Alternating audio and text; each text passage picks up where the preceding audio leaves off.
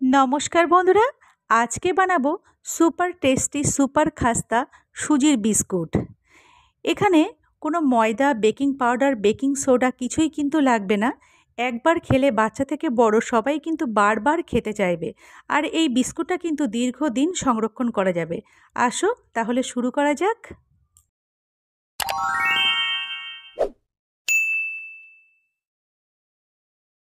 তো বন্ধুরা, সুজির খাস্তা ও টেস্টি এই বিস্কুট বানানোর জন্য প্রথমে আমি এখানে একটা বাটি নিয়ে নিয়েছি। এবার বাটির মধ্যে আমি দিয়ে দেব 4 চামচ ঘি। যে কোনো ব্র্যান্ডের ঘি তোমরা এখানে ব্যবহার করতে পারো। আমি কিন্তু এখানে 4 চামচ ঘি প্রথমে দিয়ে দেব। এবারে এর ভেতরে আমি দিয়ে দেব 1 বাটি উষ্ণ গরম দুধ। দুধটা কিন্তু আগে থেকে আমি জাল করে রেখেছি। দুধটা হালকা গরম আছে, সেই দুধটা কিন্তু এখানে আমি দিয়ে দেব। আর দিয়ে দেব যে চামচ মেপে আমি ঘি ব্যবহার করেছি সেই চামচের 8 চামচ চিনি দিয়ে দেব। এখানে 4 চামচ ঘি দিয়েছি, ওই জন্য 8 চামচ চিনি দেব। এবারে চিনি, দুধ আর ঘি খুব ভালোভাবে একসাথে মিশিয়ে নেব যত সময় চিনিটা সম্পূর্ণরূপে না গলে যায়। চিনিটা সম্পূর্ণ গলে না যাওয়া পর্যন্ত খুব ভালোভাবে এইভাবে চামচ দিয়ে মিশিয়ে নেবেন। এখানে আমি দিয়ে দেবো সামান্য একটু নুন। নুন দিয়ে আবার একটু মিশিয়ে বাটিটাকে আমি একটা সাইডে রাখবো। এখানে নিয়ে নিলাম একটা মিক্সির জার। এখানে একটা বাটিতে আমি 200 গ্রাম সুজি নিয়ে নিয়েছি। সুজিটা কিন্তু একটু মোটা দানা আছে, ওই জন্য এটাকে আমি একটু গুঁড়ো করে নেব। সুজিটাকে গুঁড়ো করে নিয়ে নিয়েছি।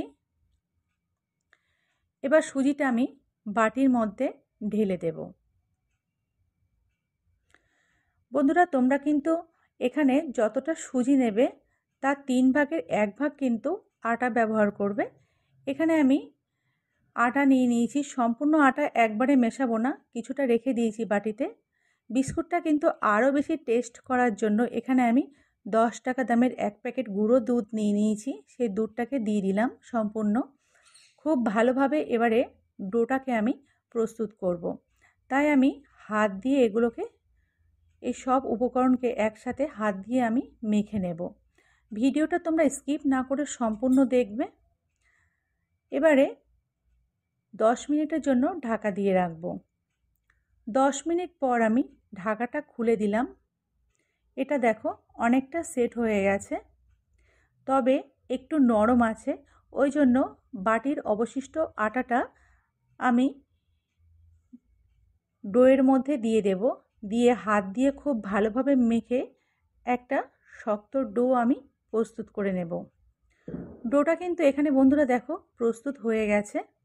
এবার হাত দিয়ে কিছু কিছু অংশ এর থেকে কেটে নেব আর এইভাবে বিস্কুটের আকার দেব। তোমরা কিন্তু ভিডিওটা স্কিপ করবে না, সম্পূর্ণ দেখবে, তাহলেই বুঝতে পারবে বিস্কুটটা কত সহজে আর কত অল্প সময়ে প্রস্তুত হয়ে যাচ্ছে। তোমরা কিন্তু বাটির এক পাশে চা বসিয়ে দিয়ে অন্য পাশে কিন্তু এই বিস্কুটটা তৈরি করে নিতে পারো। এটি কিন্তু যতটা সহজে তৈরি হয়ে যাবে, সময়ও কিন্তু ততটাই কম লাগবে, খেতেও কিন্তু ততখানি সুপার হবে।